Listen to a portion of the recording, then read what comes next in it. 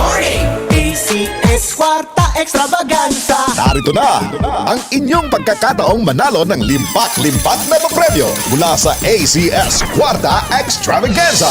Over 3 million in prizes ang ipamimigay nationwide. Tax-free! Kada linggo, simula Setyembre, may chance ang magbagi ng cash at gift bags mula sa ACS Manufacturing Corporation at sa RMN at IFM stations nationwide. Para sumali, isulat lamang sa isang malinis na papel ang inyong pangalan, address, contact number at pirmahan. Kasama ang proof of purchase mula sa Pride Detergent, Star Wax Floor Wax, White Rose Kojic and Papaya Soap, Charm Fabric Conditioner, Shield Bath Soap, Smart Dishwashing Liquid and Paste, at Unique Toothpaste. Ilakip ito sa isang white envelope. Isulat sa labas ang promo title ACS Kwarta Extravaganza, ang pangalan ng produktong ginamit, ang promo week, at RMN o IFM station na inyong sasalihan. The more entries you send, the bigger chances of winning. Deadline for submission of weekly entries is every Friday, 5 p.m. of the promo week.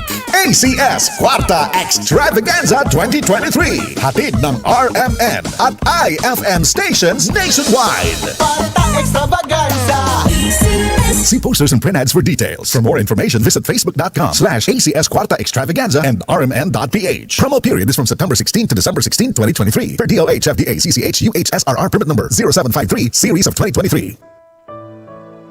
Pagbasa sa Aklat ng Kawikaan, Kabanata 11, Talata 1 hanggang 31. Kasuklam-suklam kay Yahweh ang timbangang may daya, ngunit kasiyahan naman ang timbangang tama. Kahihiyan ang laging dulot ng kapalaluan, ngunit pagpapakumbabay, nagbubunga ng karunungan. Ang tuntunin ng matuwid ay katapatan, ngunit ang masamay wawasakin ng kanyang kataksilan. Walang halaga ang yaman sa araw ng kamatayan, ngunit ang katwiran ay naglalayo sa kapahamakan. Mas panatag ang landas ng tapat ang pamumuhay, ngunit nabubuwal ang masasama sa sariling kabuktutan. Ang katuwiran ng mga matuwid ang nagliligtas sa kanya, ngunit ang masama ay bilanggo ng kanyang masamang nasa. Ang pag-asa ng masama ay kasama niyang pumapanaw. Ang umasa sa kayamanan ay mawawalang kabuluhan. Ang matuwid ay inilalayo sa bagabag, ngunit ang masama ay doon bumabagsak. Ang labi ng walang Diyos sa iba ay mapanira, ngunit ang dunong ng matuwid ay nagliligtas ng kapwa. Kapag ang matuwid ay pinagpapala, ang bayan ay nagagalak, ngunit higit ang katuwaan kapag ang masamay napapahamak. Dahil sa salita ng matuwid, ang bayan ay tumatatag,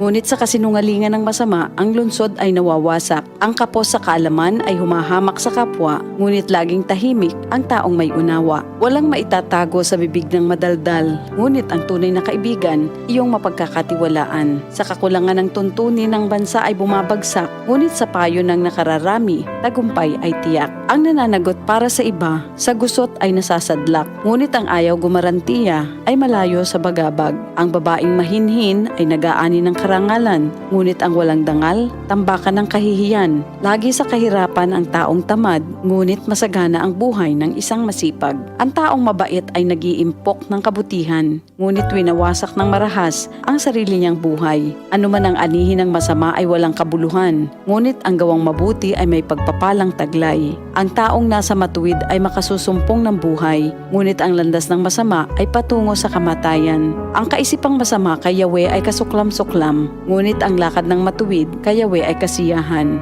Ang taong masamay di makaliligtas sa kaparusahan, ngunit hindi maaano ang nabubuhay sa katwiran. Ang magandang babae ngunit mangmang naman ay tila gintong singsing sa nguso ng baboy.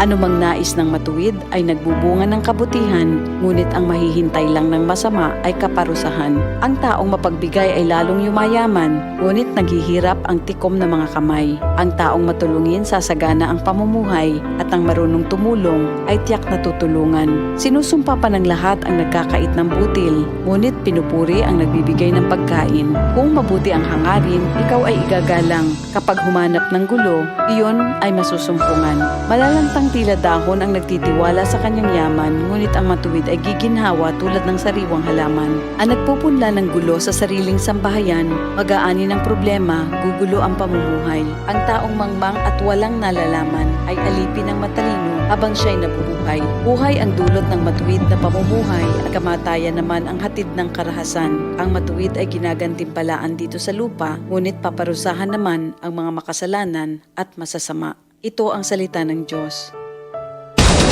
RMN sa Metro Manila, DZ radyo, trabaho. Ang tunay na gabay sa hanap buhay. Unang radyo, unang balita. Sport.